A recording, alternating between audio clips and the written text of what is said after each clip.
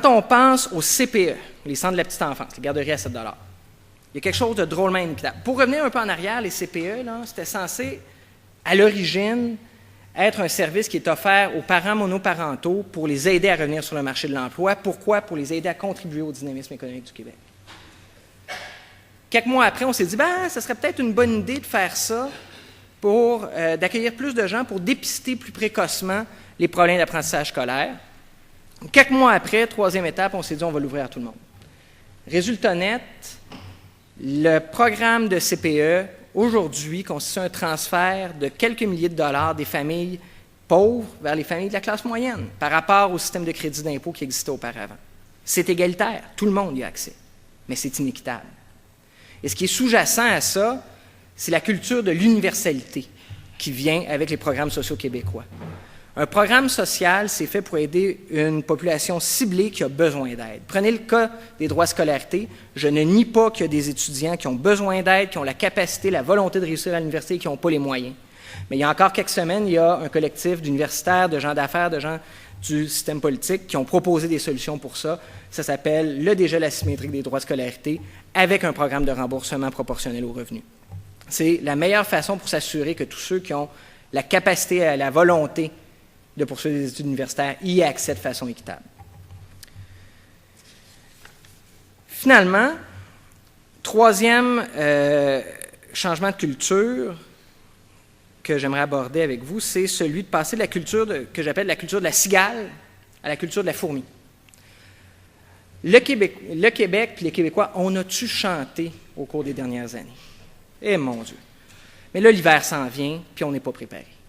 L'hiver québécois s'en vient, c'est quoi? C'est le vieillissement accéléré de la population, perte du nombre de travailleurs à partir de 2013. C'est demain matin, ça. Puis ça va se poursuivre jusqu'en 2025. Il y a eu un baby-boom au Québec, mais ça va prendre 15 à 20 ans avant d'intégrer ces gens-là au marché de l'emploi. C'est un problème. Le problème, l'hiver québécois, c'est les déficits conjoncturels de la récession qui vont peut-être être couplés de déficits structurels à plus moyen terme, si on ne fait rien. C'est des écarts de productivité, c'est des heures travaillées moindres, c'est des taux d'activité moindres. Au Québec, en termes de dynamisme économique, on accuse un retard et il faut le résorber rapidement parce que sinon, l'hiver va être long et rude. Bien, ce qu'il faut apprendre à faire, passer de la cigale à la fourmi, c'est apprendre à faire plus avec les mêmes ressources. Il faut arrêter de gaspiller de l'argent, des ressources et du temps et faire en sorte de donner un niveau de service qui est adapté pour le moindre coût possible. Comment on fait ça? D'abord en révisant les programmes gouvernementaux. Dans les pays de l'OCDE, ce qu'on remarque, c'est que les gouvernements qui réussissent à maintenir leur équilibre budgétaire ou à maintenir des finances publiques saines révisent leurs programmes, ils se posent des questions sur les programmes qu'ils offrent, sur les résultats qui sont atteints. C'est par des indicateurs de performance. Est-ce que les programmes qu'on met sur pied atteignent vraiment le but? Les CPE, est-ce qu'ils ramènent des gens en emploi ou est-ce qu'ils servent à une autre catégorie de population? Alors, il faut évaluer ça, il faut se poser des questions. Il faut regarder aussi ce qui se fait de meilleur à l'étranger. Arrêtez de se dire qu'on est un modèle et dire, est-ce que vraiment on est un modèle? Est-ce qu'il y a des gens qui reprennent ce qu'on fait ou est-ce qu'on ne peut pas s'inspirer de l'étranger? Mais finalement, il y a toute la question de l'évaluation indépendante des prévisions de finances publiques. Cette question-là est importante. Ça se fait tant bien que mal au gouvernement canadien. Ça se fait très bien aux États-Unis avec le Congressional Budget Office. C'est un changement de culture, mais il faut s'habituer à remettre en question les chiffres qu'on nous présente.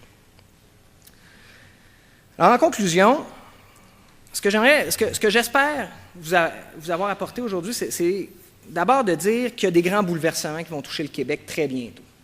Ces bouleversements-là, on les connaît dans la communauté économique et des affaires, on les connaît depuis longtemps, et pourtant, on a tardé à bouger. Les solutions, on les connaît. On en a parlé, les autres panélistes vont en parler. Les solutions, ça fait longtemps qu'on en discute. Bien, l'audace est où dans tout ça? Si on connaît les problèmes, on connaît les solutions, bien, c'est de les mettre en pratique. Puis si on regarde ça, il n'y a pas des tonnes de personnes qui peuvent mettre en pratique ces solutions-là. Il y a 3 générations essentiellement qui se côtoient au Québec à l'heure actuelle. Il y a la génération des choyés, baby boomers. Il y a la génération des oubliés, la génération X. Puis il y a la génération qui va ramasser les pots cassés, la génération Y. C'est les gens de 20 à 35, 40 ans aujourd'hui qui doivent prendre les choses en main, qui doivent s'impliquer plus, qui doivent être présents pour faire en sorte de résorber ces problèmes-là. Maintenant, ce qu'on constate, puis la véritable audace pour ces gens-là de 20 à 30, 35, 40 ans, ça va être de le faire. Parce que ce qu'on nous renvoie comme message partout, c'est qu'ils ne sont pas là. Puis c'est vrai. En politique, ils ne sont pas là. Ce matin encore dans la presse, la génération des 25-35 ans n'est pas là pour le Québec Inc. Mais où est-ce qu'on est? En définitive, le message que je voudrais vous livrer aujourd'hui, ça s'adresse surtout aux étudiants qui sont dans la salle, c'est que si nous, on ne le fait pas, personne d'autre va le faire. Il y a bien une couple de personnes qui sont prêtes à nous appuyer là-dedans, là, mais les conséquences qu'il va avoir à faire, c'est à nous de prendre ça en main. Et c'est ça la véritable audace, parce qu'on nous a amené les problèmes, on nous a amené les solutions. Maintenant, il reste juste à le faire. Alors, moi, à mon sens, aujourd'hui, c'est la Saint-Patrick. Si les étudiants qui sont ici sortent, s'en vont organiser le prochain party, s'en vont organiser la prochaine game de hockey, s'en vont organiser leur prochain événement culturel, puis oublient tout ce qui s'est dit aujourd'hui, tout ce qui va se dire avec les deux autres panélistes, bien, ça va être un échec.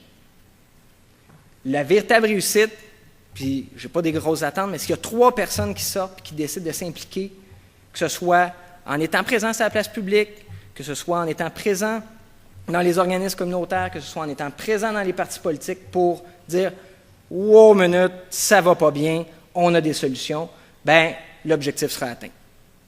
Et dans le fond de moi, je reste fondamentalement convaincu que la véritable audace, c'est les gens de la génération Y qui vont l'avoir et sur qui repose ce fardeau-là, d'avoir de l'audace pour le Québec, de prendre les choses en main, puis d'être vocaux pour prendre leur place, parce que leur place, on ne leur donnera pas. Et croyez-moi, il va y avoir des gens en masse pour nous appuyer un jour que ce sera fait.